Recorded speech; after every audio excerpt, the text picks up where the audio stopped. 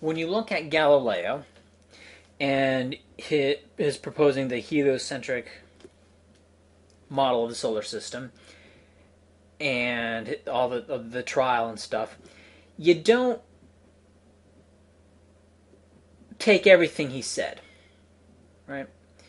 Now, Galileo had a theory about the tides as well, and that theory ended up being wrong, and whatever.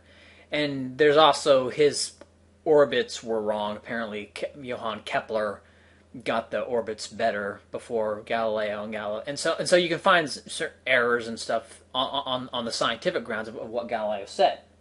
Okay, and so obviously it's fallacious to say, well, Galileo was right about Earth being in the center, so let's accept what he says about the exact shape and distance of the orbits. Right? You would never say that. Or Galileo was right about the Earth being the center of the solar system, so let's accept what he said about the tides. Well, no. Now, what I want to talk about is regime flavor. If you read any of Galileo's work, you would probably find that he is a very religious man.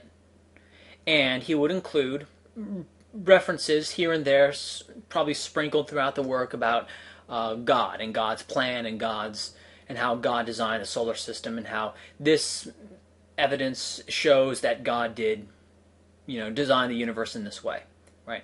And so if I take Galileo's work, compare it to whatever passages in the Bible the church was saying, and I say, aha, see, this is evidence, maybe not of that the Bible is wrong, because maybe the church is improperly interpreting the Bible, but at least it's evidence that the church is wrong, and use that as an argument against the church. Galileo would have none of that, because Galileo was a deeply religious man, and he was a firm supporter of the universal church at the time.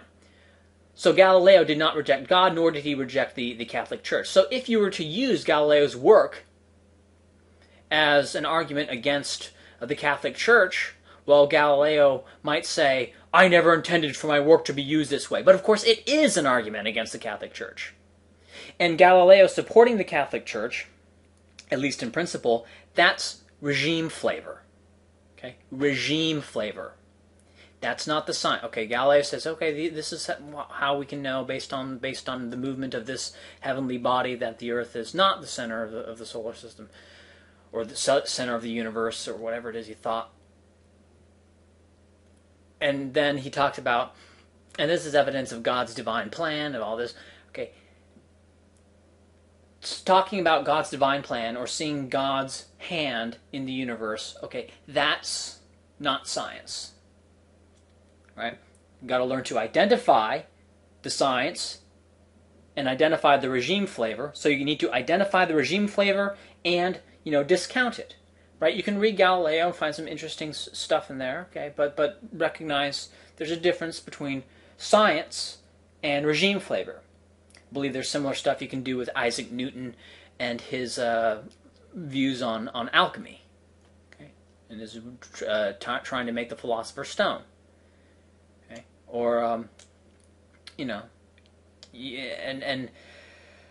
I see this happening today in the case of Robert Putnam. Robert Putnam made a study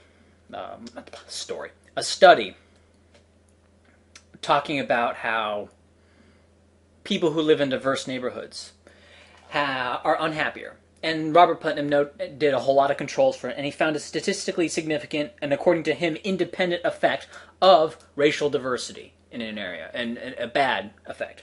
Higher criminality and less social capital. Social capital, he defined it in many ways, one of which is time spent, with other people, civic participation, whereas low social capital would be a lot of social isolation, small social groups, and TV watching.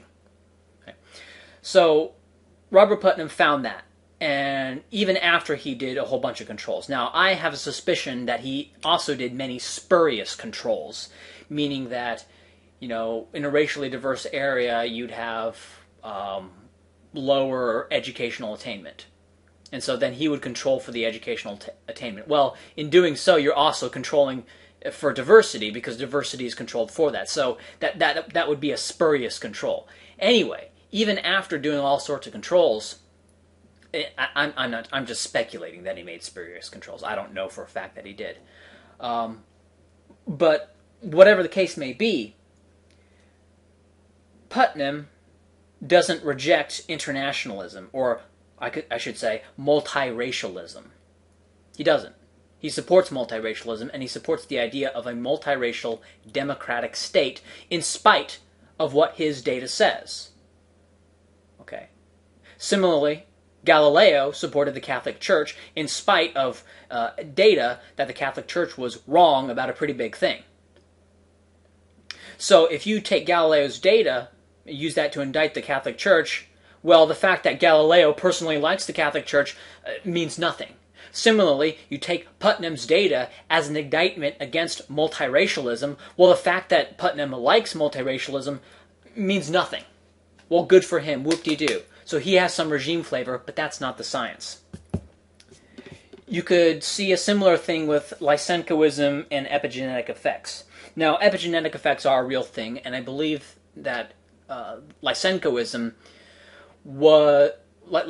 found some epigenetic effects in plant life, but then went way overboard, greatly exaggerated them to the point of environmental determinism. Now, and of course, he then these epigenetic effects that he found were then interpreted as meaning that we can do this in humans, and we can create the new socialist man that Marxism requires. Now, or the Marxism, that is the progression to the stateless communist society, requires the man who will work without the incentive, without the individualized incentive. Marx never used the term new socialist man, but that was then later invented as a way to explain what what Marx's theory required. It required a man who was willing to work without a personal incentive, a man willing to work for the collective. And Lysenko's theories bolstered that.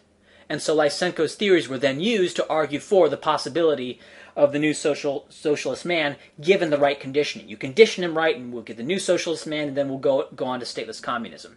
But of course, in Lysenko's data, such that it was, nowhere was that there. Nowhere in the data regarding hardiness of seeds when exposed to cold temperatures, nowhere was there the new socialist man. Nowhere was there some proclamation that this is going to work in humans. Well, first off, it didn't really work in plants to the degree that Lysenko claimed, and it actually led to many bad harvests and which weren't arrested until the Soviet Union finally decided to re-embrace real genetics. But there was a little bit of truth in Lysenkoism in terms of that epigenetic effects do happen. Of course, he blew it all out of proportion, basically. And so you see there, regime flavor, right? The data says there are some slight epigenetic effects, right, that are passed on to multiple generations, in this case of plants, okay? But then this was construed in a Marxist, new socialist man kind of way. So that's the regime flavor. The science is the epigenetic effects, right? Assuming Lysenko didn't falsify the particular study he was talking about, didn't falsify the data. So the science is the real data, okay? The stuff about this supporting the hypothesis of the new socialist man, that's regime flavor, okay? Separate the two. Some more quotes on this. From Dr. Walter Gross, from 1940. The so-called theories of Einstein are merely the ravings of a mind polluted with liberal, democratic nonsense, which is utterly unacceptable to German men of science.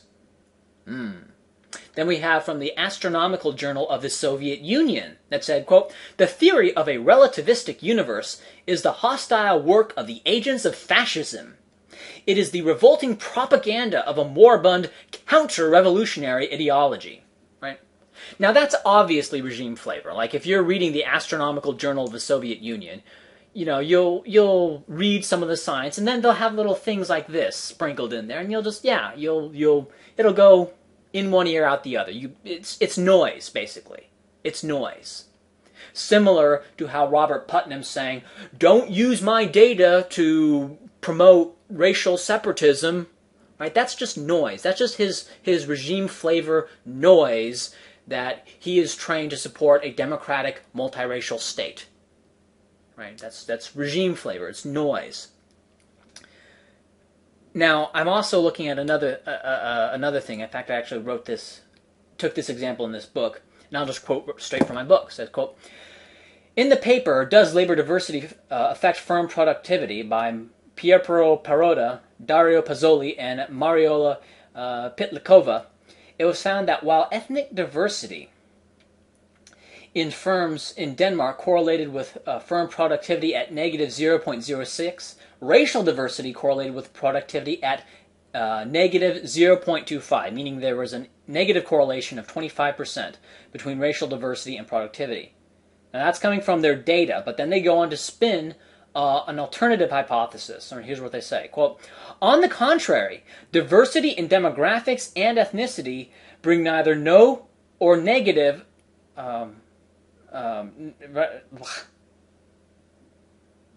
bring either no or negative effects on firm productivity." Well, first off, no or negative, it's negative 0.25. So for them to, anyway. Thus, the negative effects coming from communication and integration costs connected to a more demographically and culturally diverse firm seems to counteract the positive effects of diversity coming from better problem-solving abilities, creativity, and knowledge spillover, right? And of course, that's complete make-believe. Right? First off, the positive correlation with education diversity and productivity was 0.111, and the authors had no problem immediately concluding that education diversity positively impacted company productivity. The negative effect of racial diversity was negative 0.25. It was stronger than the positive effect of educational diversity, which they had no problem acknowledging. Right? They didn't say with educational diversity, there's either no or positive effect of it. No. They said there is a positive effect. Right? This is clear regime flavor on their part. I use their data because their data said, their data basically confirmed, what Putnam says. But then they have this, in the discussion session, it's just crap, right? Pure regime flavor. Now, when I read this, it just went one ear out the other. But then I thought, I'm going to include this.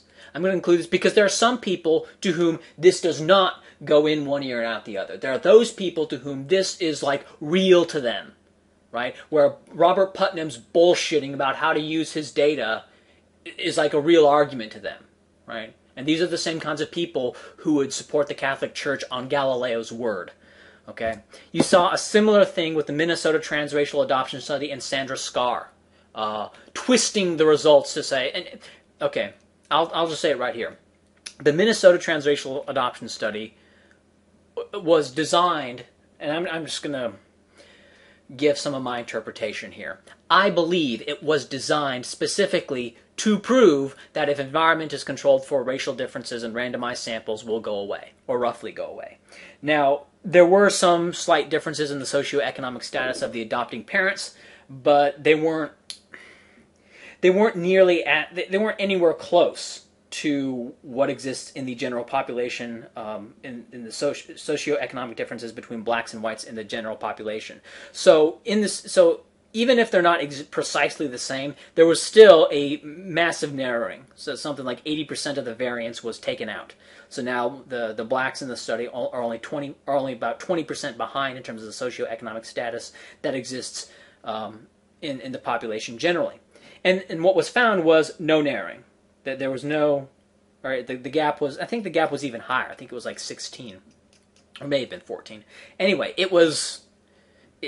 You can look it up on Wikipedia, Minnesota Transracial Adoption Study. You can see the age 7. And of course, age 7, the racial gaps aren't as big. And that's true generally, right? In young children. This is actually a result of gene expression. As you get older, your genes express more and more. And the heritability of traits in general increases with age. Whereas when you're a little kid, there's a great degree of parity. And it's only as you get older that you begin to, look and act like your parents. Okay. So yeah, that's the Minnesota Transracial Adoption Study, and Sandra Scarr took those results and then said, well, I believe that these results show that that the racial gaps in IQ are down to environment, or it's inconclusive, some sort of bullshit. And you can read it on the Wikipedia page, right? The interpretation of Minnesota transracial is just more regime flavor, okay? You look at the data, that's the science. Scar's interpretation after the fact, where she says that, oh, it's the same, right? That's that's the regime flavor. That's not science, right? Separate the two. Finally, and this is what prompted me to make this video, was the Human Genome Project. The Human Genome Project. I hear it said all the time, and I get this trope, this talking point, that there are some people who worked on the Human Genome Project. And maybe I should find the quote here. Human Genome Project race quote. Like, here we go. It says, here's from the American Journal of Color Arousal. Oh, this is a blog. But anyway. The Washington Post claims that, Human Genome Project confirms that race simply does not exist as a matter of biology. DNA studies do not indicate that separate classifiable subspecies races exist within modern humans. With different genes for physiological traits such as skin and hair color can be identified between individuals, no consistent patterns of genes across the human genome exist to distinguish one race from another. There is also no genetic basis for divisions of human ethnicity. Now, in this video, I don't want to go into, existence of race. I'm going to make a video specifically just about that on this channel later. But the thing is, the Human Genome Project did not deal with race. Okay? It dealt with sequencing human genome. Like races don't differ in terms of differences in the actual genes that they have. They differ in terms of the allele frequencies on those genes. Okay? Now, the Human Genome Project doesn't deal with alleles. Okay, it doesn't deal with allele frequencies on the genome. It deals with where the genes are and which genes code for what. Okay, that's what the Human Genome Project does. It doesn't deal with allele frequencies. It doesn't deal with allele differences. It has fuck all to do with race. It has nothing to do with race. They never did a racial analysis in the Human Genome Project, either the publicly funded one or the privately funded one. Okay. So, but that's what you see here. That's something you see in the Human Genome Project when they say that race doesn't exist because we sequenced the human genome. Well, they didn't do a racial classification or racial comparison. They never did any of that. They literally just sequenced people's genomes to figure out how many genes there were and where they were and what they did in the humans. Okay, they didn't deal with the variations and frequencies of those genes at the locations. Okay, basically the Human Genome Project is creating the rubric. Right, it's telling you this is where the genes are, and this is what, roughly speaking. I mean, there's all sorts of genes activating each other and influencing each other, how they are expressed, but generally speaking, they're saying where the genes are and what they do. And that's the same, of course, in all humans. And there's no difference on that basis. And maybe that's what they're saying. They're saying that the gene locations all do the same thing, regardless of whether you're black or white. Okay, but that's of course not what race means. That's of course not how race is actually used or defined or classified or populations identified in population genetics. Okay, so it has nothing to do with race. But you'll see that quote used. And that's not, right, that's not the science. Nowhere in what they did they show that. That's regime flavor. That's the discussion section, right? And to me, when I read that about the Human Genome Project, that just, in one ear, out the other. I ignored it, right? Because that's not the science. Right? The science of the Human Genome Project doesn't say the category of race doesn't exist, right? It says this is where the genes are, sort of, and this is kind of, sort of, what they do. Right? That's what it said. Okay. So in conclusion, be aware of regime flavor. Watch out for regime flavor. Okay? And don't confuse regime flavor for the real science. Learn to separate the two. And for people who are talking to me, don't bring me regime flavor. Okay? Don't bring me quotes. Don't bring me, a study where the data says X, but the scientist still says Y, and treat that as if there's empirical proof for their position, because it's not. That's regime flavor. It has existed for all of human history, and today is no exception.